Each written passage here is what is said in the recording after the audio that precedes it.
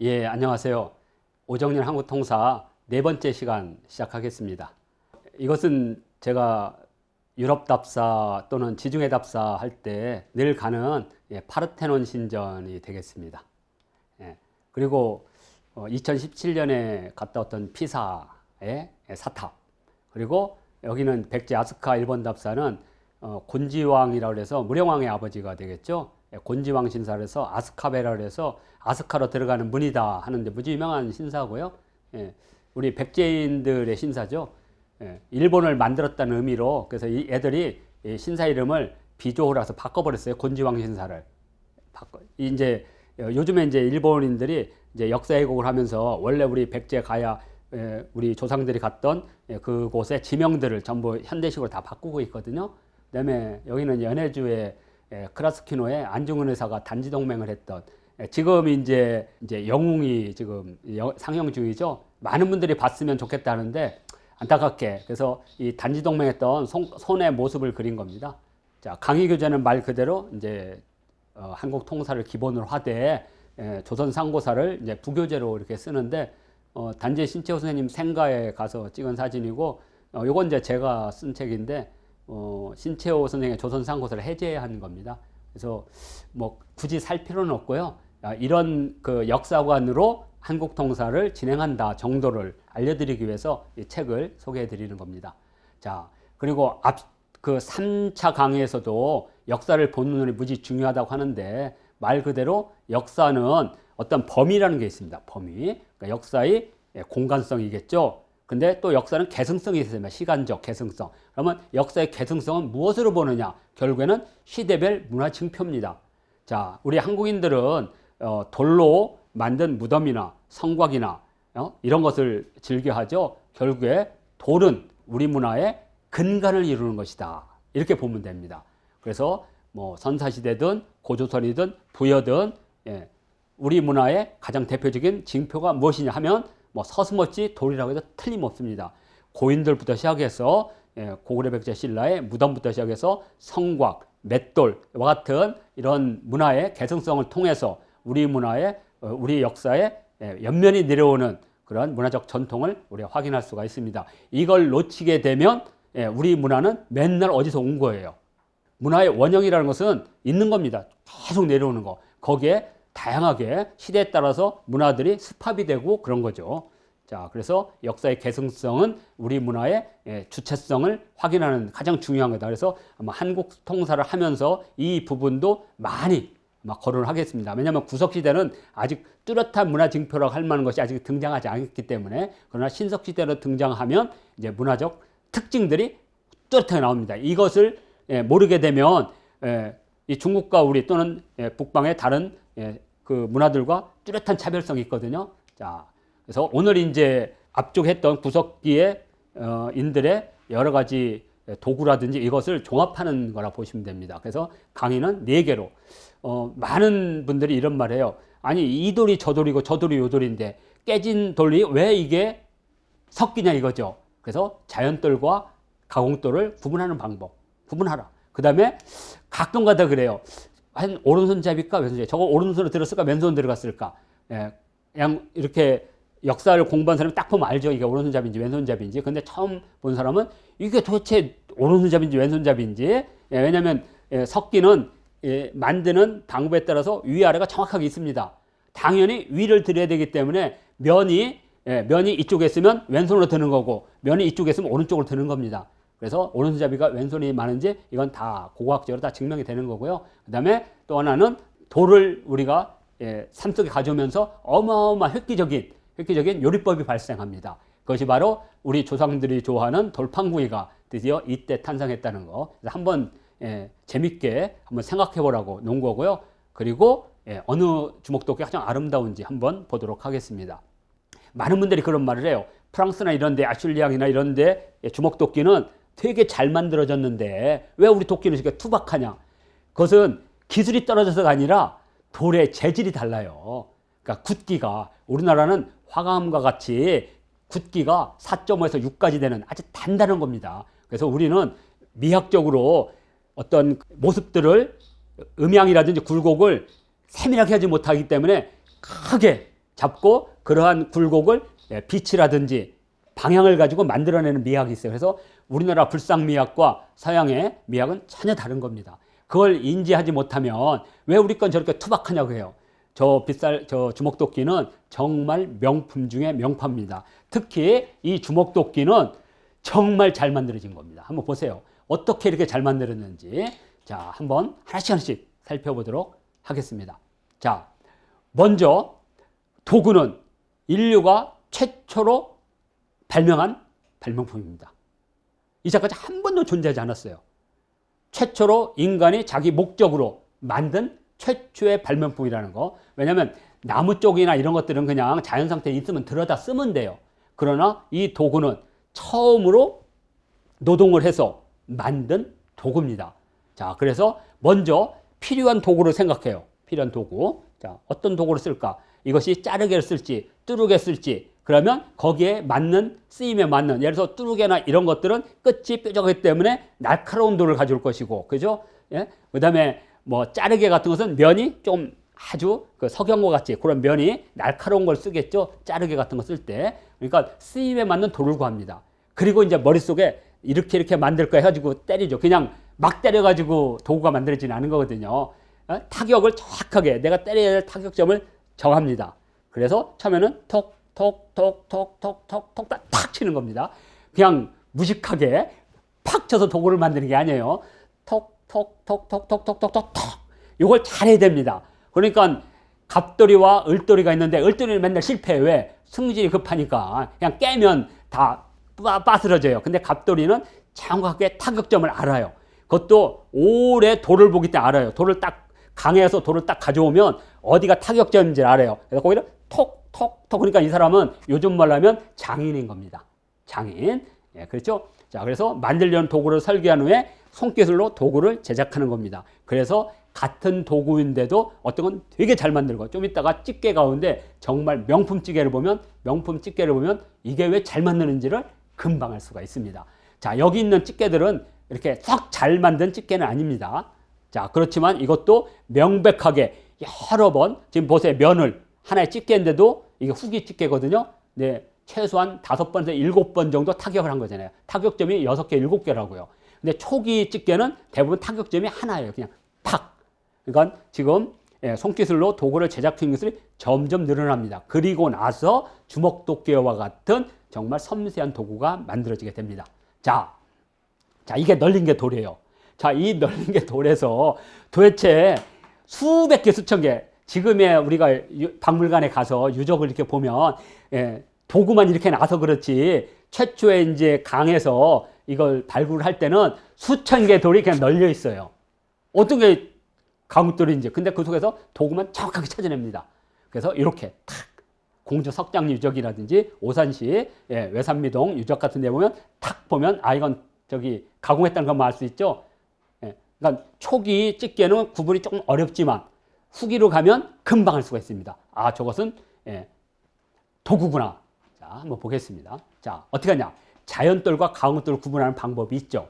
자, 이게 왼쪽에 있는 게, 여기 있는 게 자연돌입니다. 자연돌. 자, 이게 자연돌이죠. 자, 그런데 여기는 분명히 가공돌입니다. 가공돌은 때리는 면이 있어요. 그러니까 돌을 아무나 때리는 게 아니라 전체적으로 여기를 깨면 깨질 것이라는. 그리고 손이 쥘 수 있는 그 부분을 빼야 되잖아요. 그래서 손을 쥘 수 있는 데를 잡고 예전에는 거기다 끄름으로 이렇게 그었겠죠. 이렇게 그은 후에 그 위에를 때릴 때 요 면을 때린다. 그게 때린 면이고요. 그리고 거기 때린 점이 있어요. 그 면 중에 때리는 거. 탁, 탁, 탁. 그래서 때린 점이 5개면 면이 5개가 나와요.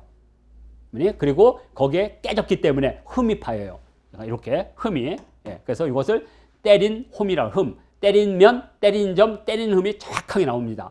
그리고 이 부스러기를 이렇게 깨기 때문에 면에 격지들의 규칙대로 격지 자리가 나옵니다. 부스러기. 그리고 눈에는 안 보이지만 그 타격을 하면서 이렇게 방사선처럼 그 안에 미세한 금이 있습니다. 왜냐하면 돌도 오랜 세월에 묻혔기 때문에 결정체이기 때문에 깨면 거기에 타격이 옵니다. 충격이 와서 금이 가져요. 이것을 뭐라고 하냐면 빗줄기라고 합니다. 방사선. 그리고 또 때리기 때문에 그 때린 점이 푹 들어가면서 거기를 중심으로 둥글둥글둥글 해가지고 회오리 무늬가 나옵니다.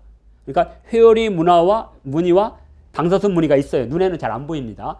그리고 때린 데는 폭 들어갔고 그 들어간 데 안쪽으로는 나왔습니다. 그러니까 이렇게 우리가 등고선처럼 눈에는 잘 안 보입니다. 그건 현미경을 보면 나오거든요. 그래서 오목이와 블록이라 합니다. 그리고 격지가 있는 곳에서는 이렇게 격지 자국들이 나옵니다. 그래서 우리가 자연돌과 강우돌을 명확하게 구분할 수가 있습니다. 그래서 100만 년 전, 50만 년 전에 어느 한 특정한 동굴이나 유적지에 가면 여기가 구석기인들이 살았는지 안 살았는지는 바로 석기를 보면 압니다. 석기가 출토되지 않으면 거기 사람이 안 살았던 거예요. 그런데 석기가 출토된 가공한 돌이 나오면 여기는 구석기인이 살았다는 걸 금방 알 수 있고, 또 구석기의 제작 기법에 따라서 집게를 사용하다가 점점 발전해서 다양한 석기가 나오는, 그렇죠? 그런 석기의 최고를 우리는 주먹도끼라고 부르는 것 뿐입니다. 그래서 자연돌과 강우돌은 분명히 구분된다. 자, 그거고. 자, 이제 또 하나 많이 물어보는 게 이거거든요. 도대체, 자, 이거 보세요. 이거 오른손잡이일까요? 왼손잡이일까요? 저는 금방 아는데요. 자, 우리 유튜브 보시는 분들, 이게 오른손잡이의 도구일까요? 왼손잡이의 도구일까요? 금방 알 수 있습니다. 자, 여기가 아랫면이고 여기가 윗면입니다. 그러니까 이 윗면이고 이 면이 이쪽으로 왔기 때문에 오른손으로 잡아서 하는 겁니다. 그러니까 왼손으로 하면 면이 저쪽으로 가야 돼요. 무슨 말인지 알죠? 이렇게 해서 면이 저쪽으로. 이렇게. 그래서 이것은 오른손잡이입니다. 오른손잡이. 근데 도구를 보면 다 알아요. 이게 오른손잡이, 왼손잡이인지. 자, 이렇게 알 수가 있고요. 오른손잡이를 한번 보겠습니다. 지금 슬기사람, 그러니까 호모 에렉투스나 슬기사람이 오면 80%가 오른손잡이에요. 그럼 왜 그러냐이죠. 왜 오른손잡이가 많을까? 왜 많을까? 그것은 심장 때문에 그렇습니다. 인간의 심장은 왼쪽에 있다 보니까 주로 왼팔로는 심장을 보호합니다. 그러니까 나무 막대나 이런 걸로 심장을 딱 쥐고 오른손으로 잡고, 또 어머니는, 또 여성도 오른손잡이가 똑같이 많아요. 남자만이 아니라. 그러니까 남자는 사냥이라든지 전투라든지 여러 가지 생활상에 필요해서 왼손으로 심장을 보호하고 오른손으로 무기를 들었다면, 여성은 아이를 안으면서 아이의 귀에 심장을 대서 왼손으로 아이를 안고 주로 오른손으로 합니다. 선택한 거예요. 유전이 아니라. 그러다 보니까 오른손잡이에요. 그래서 어느 부족에서는 왼손을 쓰면 죽여버렸어요. 자꾸만 왼손 쓰니까. 그죠? 그리고 왼손으로 쓰는 것을 안 만들어. 도구나. 그래서 1980년대, 70년대 우리나라 군대에서 왼손잡이 총이 없었어요. 다 오른쪽에 견이 이렇게 어깨에다가 해서. 그래서 이제 제가 알기로는 한 90년대부터 왼손잡이 총이 나온 걸로 알고 있어요. 왜? 왼손잡이 총은 많지 않은데 우리나라에는 그거 만들려면 공장에 새로운 어떤 선 하나가 만들어져야 되잖아요. 그러니까 비용이 너무 들죠. 그런 거 필요 없다. 그래서 그냥 다 오른손잡이 이렇게. 자, 그래서 또 하나는 이게 도구 제작과 화력의 통일성 때문에 그렇습니다. 복잡하게 오른손 왼손 만들 필요 없다 이거죠. 그냥 다 오른손잡이. 그리고 왼손을 쓰면 왼손으로 손목을 잘라서 못 쓰게 하는 거죠. 힘들어도 다 오른손 쓰라. 그래서 다 오른손잡이가 많아졌다. 얼마나 만들어졌느냐 한번 볼게요. 지금 여기 있는 도구들을 보면요, 거의 다 오른손잡이들이 쓰는 도구들입니다. 자, 그리고 이제 이 불과 고기의 만남. 특히 지금 우리 국립중앙과학관에 있는 저 모양은 지금 꼬지에다가 고기를 이렇게 해서 먹는 거죠. 자, 그런데 이제 돌판이 만들어집니다. 돌판이. 그래서 생고기를 먹는 데에서 이제 불로 고기를 익혀 먹는 숙식. 그래서 호모 에렉투스는 불이 만난 행복과 불이 전해준 불행이 있다. 그 불행은 고향을 떠나는 거라고 그랬죠. 자, 그런데 중요한 것은 이제 새로운 음식 문화가 탄생했습니다. 그것이 바로 불고기라는 거죠. 자, 불로 익혀 먹는 문화가 시작됩니다. 자, 그래서 어떻게? 처음에는 통째로 먹었어요. 먹기보다는 이렇게 산불이 나고 그러면 짐승들이 주로 어디로 가냐면 바위 쪽으로 가요. 그 바위 쪽에 가지고 지글지글 다 타서 그냥 죽어버리는 거죠. 그거 얼마나 맛있겠어요. 자, 그다음부터 이제 이렇게 불을 찾아서 하죠. 그러다가 이제 짐승이 죽었거라면 그 짐승을 자르다가 불에 익히면 맛있다는 걸 봤으니까 꼬지다가 이렇게 꼬아서 먹겠죠. 그러다가 이 꼬지다 하면 자꾸만 불에 타잖아요. 그러니까 누군가 머리를 써서 진흙이나 이런 거, 흙덩이 같은 걸로 싸서 화덕에다가 던져서 먹었다 그래요. 실제 그런 증거들이 나오고 있습니다.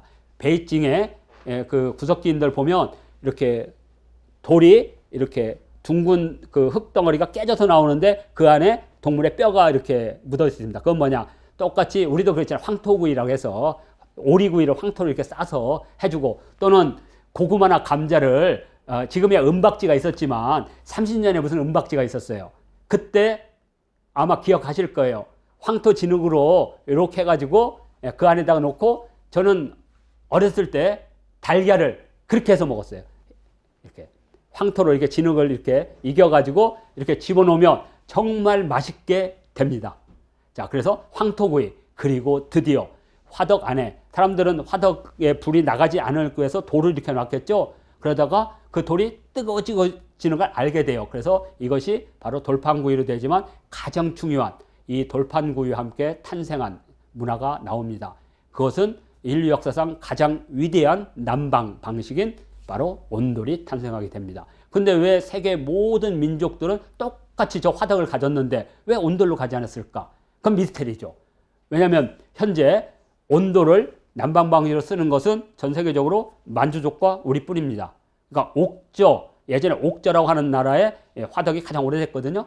자, 그래서 이 온돌이 바로 이런 문화에서 나온 거니까, 그래서 돌을 달구어서 난방으로 하는 문화의 그 뿌리가 여기서 시작된 거니까 50만 년 전에 난방 방식입니다. 근데 왜 그때 당시 인류는 왜 난방을 못 했느냐? 그때는 집이 아니고 동굴이기 때문에 돌을 옆에다 놓으면 돌이 뜨겁게 달궈진다는 걸 알게 돼요. 그래서 그 돌판을 화덕을 가운데 두고 다 다리를 이렇게 해가지고 방사선으로 자게 되면 발이 따뜻하면 온몸이 따뜻하거든요. 그러니까 옛날 사람은 다른 거예요. 그래서 돌로 이렇게 싸서 그 돌 쪽에다가 발을 이렇게 대면 돌에서 나오는 열기로 난방을 한 거죠.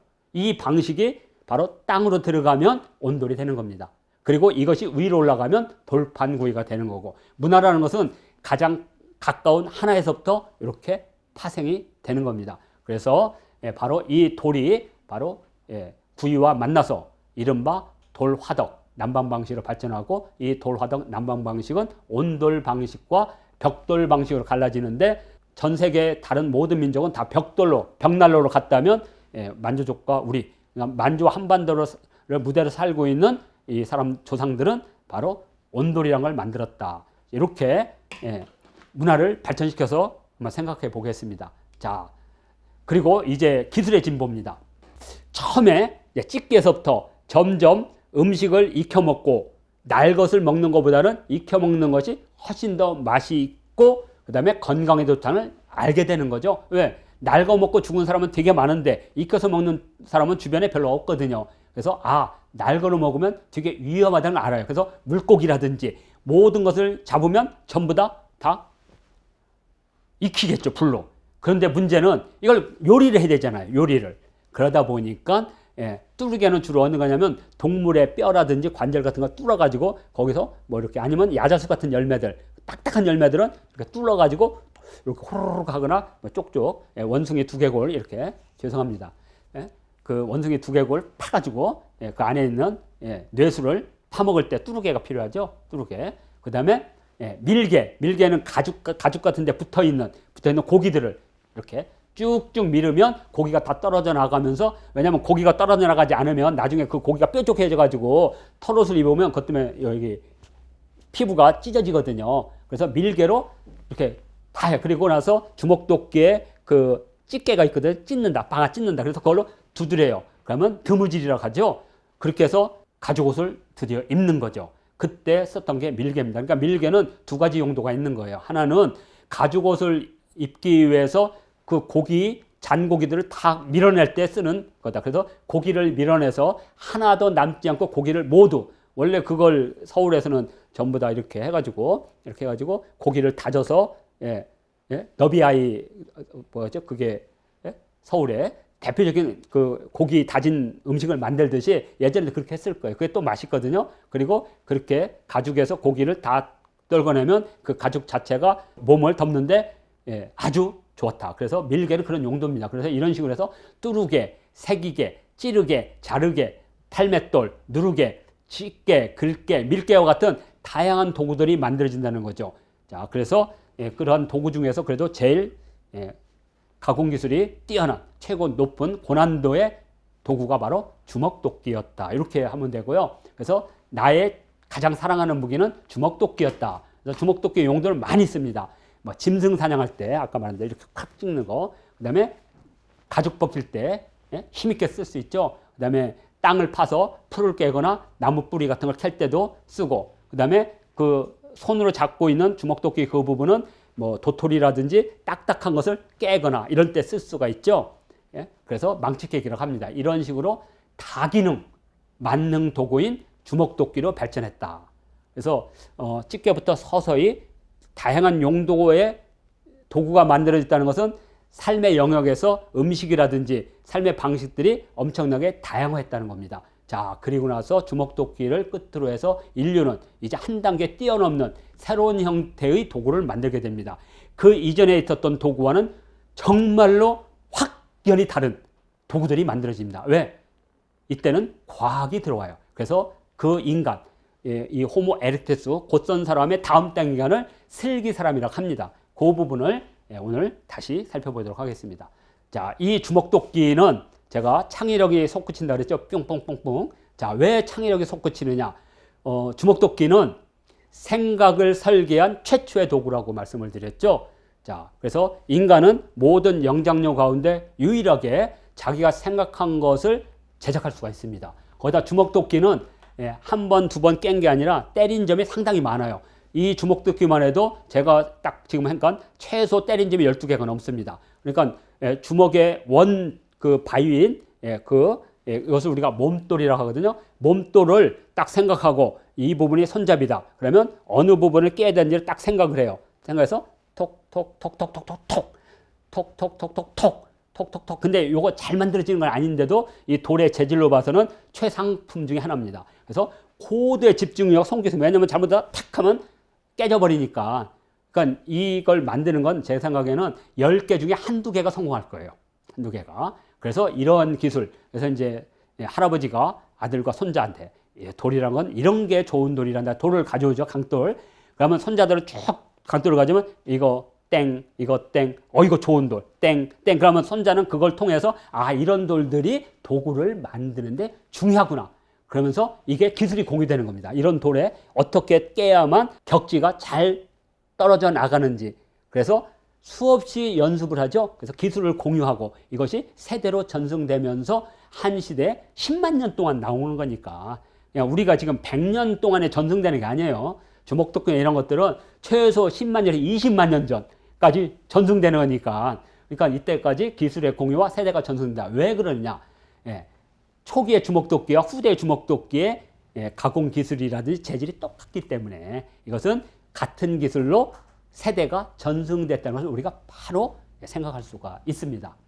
자, 이제 전체적으로 이제 구석기인들, 우리가 배웠던 4개, 자연돌과 가공돌을 구분하라, 오른손잡이가 많은 이유, 그 다음에 획기적인 고기 굽는 방법, 그리고 가장 멋진 주먹도끼 하나씩 살펴보도록 하겠습니다. 여기 보시게 되면 가공돌의 특징들 있죠. 여기를 때렸기 때문에, 그 때문에 요 때리면, 예를 들면 이거 격지라고 하거든요. 이 격지를 딱 붙이면 완전한 하나의 돌이 됩니다. 그래서 여기에 격지 자국들이 다 있어요. 그래서 요거는 때린 점이 몇 개냐면 하나, 둘, 셋, 넷, 다섯, 여섯, 7개 정도가 있습니다. 그러니까 7개를 때린 거예요. 근데 얼마나 이게, 지금 우리는 그냥 대충 때렸겠지. 아니에요. 대충 때린 게 아닙니다. 정확하게 때린 점을 보고 탁, 탁, 탁, 탁 해놨어요. 그래서 이런 것들 어디 가면 큰 짐승을 잡으면 아마 두 손으로 잡아가지고 이렇게 뚝뚝 고기를 밀거나 이럴 때 썼을 가능성이 높습니다. 그래서 이걸 보면 가공돌의 특징이 정확하게 나타나죠. 그러니까 이렇게 톡 격지들이 떨어져 나와야 됩니다. 진짜 격지가 잘 떨어져 나온 겁니다. 자, 그리고 왜 오른손잡이가 많으냐? 아까 말씀드렸죠. 심장이 왼쪽에 있는 것과 깊은 관련이 있다. 그래서 남성 구석기인들이 심장을 보호하고 아이들의 귀에다가 심장을 들려주기 위해서 왼손은 주로 안 쓰고 오른손을 쓴다. 그래서 이것도 오른손잡이가 그랬죠. 여기 오른손잡이가 여기가 잡은 겁니다. 손. 그래서 요 면, 만약에 왼손이라면 요 부분이 위로 가고 요쪽 면이 저쪽에 있겠죠. 그리고 요 다른 거에 보면 여기 보면 아래쪽 있죠. 요거. 요쪽이 이쪽에 있겠죠. 자, 그래서 왜냐면 이쪽에 있으면 왼손으로 잡으니까. 그래서 이것은 오른손잡이. 그래서 호모 하빌리스 때는 이게 반반이에요. 반반. 그런데 호모 에렉투스, 호모 하빌리스를 가면 거의 80대 20입니다. 그러니까 오른손잡이가 8이에요. 왜? 도구를 보면 아니니까. 그러면 옛날 사람들도 필요에 따라서 오른손을 주로 쓰게 될 수밖에 없었고 왼손은 자주 안 쓰게 되구나. 그러다 보니까 도구도 오른손잡이에 맞는 쪽으로 만들었다는 것을 우리가 바로 알 수가 있습니다. 그 다음에 이제 획기적인 고기 방법은 아까 봤듯이 이렇게 꼬지에다가 고기를 구워 먹는 방식. 그래서 획기적으로 돌판이라는 걸 활용하게 됩니다. 그래서 이 돌의 활용은 두 가지가 있습니다. 하나는 불과 돌. 그래서 불과 돌의 만남으로 이 돌이 불을 보존하는 방법을 알게 돼요. 그래서 이 돌로 해가지고 불씨를 보존하는 방법을 알게 되고 또 이걸로 온돌이라는 걸 통해서 난방을 하게 되고 또 이 불은 이 주변에 사람들은 처음에 돌 사이사이에다 흙으로 빈틈을 메꿨을 거예요. 그런데 그 불의 열기가 흙을 딱딱하게 한다는 걸 알게 돼요. 그러면 그 다음에 뭐가 나오겠어요? 바로 톡이라는 게 나오게 됩니다. 그래서 이 불과 돌과 이 화덕은 토기와도 깊은 관련을 맺고 있습니다. 그래서 우리가 나중에 신석시대 때 토기가 어떻게 탄생하는가에 대한 그 인류학의 여러 가지 가설들이 있습니다. 그때 그건 설명하기로 하고 우리는 50만 년 전부터 드디어 불고기를 돌판에서 구워 먹는 돌판구이, 부모님이나 친구들과 함께 우리 돌솥구이를 먹으면 50만 년 전에 먹던 방식이 지금도 전해오는구나. 청동이나 쇠로 하는 것보다는 역시 돌솥 비빔밥이 최고죠. 왜? 그 돌솥밥이 오랫동안 열을 보존하고 있으니까 아마 그것을 알았을 거예요. 그리고 가장 멋진 주먹도끼는 어디에 있느냐? 국립중앙박물관의 선사실에 가면 주먹도끼들이 엄청나게 많습니다. 그런데 우리 큐레이터들이 딱 볼 때 바로 요 돌. 요것은 정말 만들기 어려운 겁니다. 왜냐하면 지금 여기 깨진 면이 있죠? 여기 때린 면. 이런 면들을 정말 잘 만들었어요. 요거 끝에가 이렇게 2개, 3개, 4개 면을 만드는 게 쉬운 게 아니에요. 그래서 우리가 선사박물관 딱 들어가면 딱 제일 먼저 만나는 그 공간에 따로 입구에 바로 저게 유리벽에 있는 겁니다. 그래서 가장 잘생기고 잘 만든 주먹도끼다라고 보통 이렇게 평가를 하고 있습니다. 자, 이렇게 되면 이제 뭐 거의 끝났습니다. 자, 이제 제 4강은 이제 이것으로 마치고 다음 5강은 이제 드디어 이제 지혜를 가진 과학을 인지한 슬기로운 사람들, 호모 사피엔스라고 그랬죠. 유발 하라리가 그 유명한 사피엔스라는 책을 썼는데 그 사피엔스는 이 얘기하는 겁니다. 과학과 지혜, 인지혁명이 시작된. 그래서 이때를 우리 시대별로는 중기 구석기인이라 해서 큰 몸돌에서 떼어난 작은 격지들을 가공해서 몸돌을 버려버려요. 몸돌을 버려버리니까 예전에는 큰 도구를 가지고 짐승과 싸웠을 때 그 도구를 줄 수 있는 손바닥이 큰 사람이 우두머리에 감겠죠. 이거 짜니까. 근데 지금은 아니에요. 지금은 눈이 예리하고 판단력이 있고, 그죠? 집중력이 있는 사람이 이기는 바로 뭐냐? 창과 작살의 시대가 옵니다. 근데 창과 작살은 처음으로 인류가 이제까지 존재하였던 새로운 방식, 그게 뭐냐? 끈입니다. 끈. 그러니까 이제 다음 시간에 우리가 호모 사피엔스 하면 끈을 꼭, 지금도 그렇잖아요. 끈을 잘 잡아야 되잖아. 예? 잘하면. 취직도 잘해야 되고, 뭐 승진하려면 끈이죠. 근데 이때 끈이 중요한 걸 알았습니다. 그래서 우리가 호모 사피엔스를 이해하는 첫 번째 단어는 끈이다.